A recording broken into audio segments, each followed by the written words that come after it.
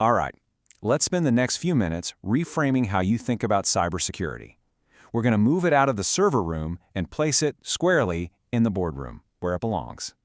We'll treat it not as just the technical problem, but as a core pillar of your business strategy.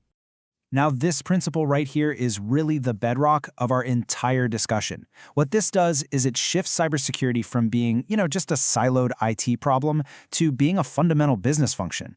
And when you start to view security this way, it stops being just a cost center. It actually becomes a strategic enabler, allowing you to safely adopt new technologies or enter new markets with real confidence. Okay, so if we agree that security is a business function, what are its actual goals? What are we trying to achieve here? Well, it turns out that every single effective security program is built to achieve 3 universal objectives. You might have heard of it. It's commonly known as the CIA Triad. Let's break each one down. So first up, we have confidentiality. You can think of this as the principle of secrecy, of privacy. It's all about making sure that your sensitive information, things like trade secrets, customer data, or financial records, is only ever accessed by people who have explicit authorization. A breach of confidentiality, simply put, means your secrets are out. Next, we've got integrity.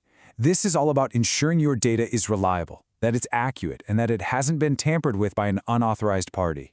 For your business operations, everything from financial reporting to supply chain management, the integrity of your data is absolutely critical. Without it, every decision you make is built on a foundation of sand. And that brings us to our final component, availability. This one's pretty straightforward, right? It just means that your systems, your networks, and your data are actually operational and accessible when your authorized users need them. Any disruption to availability, say from a denial of service attack, can grind your business to a halt, damage your reputation, and have very immediate financial consequences. This slide really gets to the heart of the central conflict in cybersecurity. You see, for every one of our goals in the CIA Triad, there is a direct corresponding threat. We can call them the DAD Triad. Disclosure attacks our confidentiality. Alteration attacks our integrity. And destruction or denial of service attacks our availability. Every single security control you put in place is designed to win this very battle, to protect CIA from DAD. So the big question is, how do we defend against these threats? Well, the answer isn't a single silver bullet. The core strategy is to build layers, working under the assumption that any one defense might fail. This is the principle of defense in depth. And this castle analogy is a perfect way to visualize how this works. Think about it. An attacker doesn't just face one wall. They face a whole series of obstacles. Your outer perimeter, that's your policies and physical security. Then you have network defenses, like firewalls. Deeper inside, you've got endpoint protections on individual computers. Then you build security into the applications themselves. And at the very core, the data itself is protected through encryption. So if one layer fails, it doesn't mean a total breach. But here's the thing.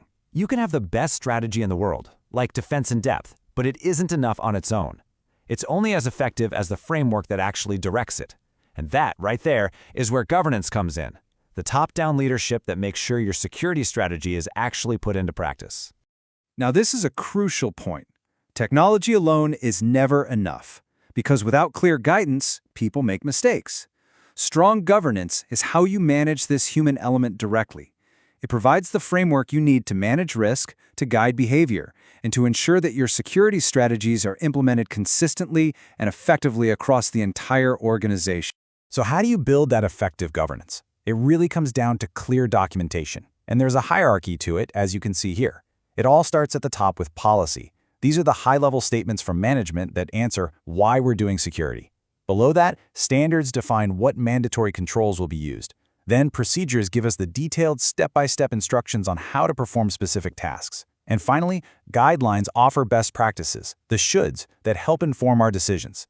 This structure provides clarity and consistency, all the way from strategy down to daily operations.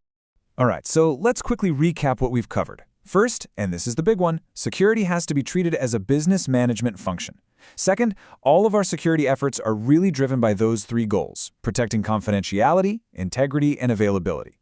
Third, our main strategy to achieve this is defense in depth. And finally, that strategy has to be supported by a strong governance framework built on clear, hierarchical documentation. So, we'll leave you with this one question to consider within your own organization. Answering it honestly is the very first step toward building a truly resilient cybersecurity program, one that not only protects your business, but helps drive it forward. Thanks for your time.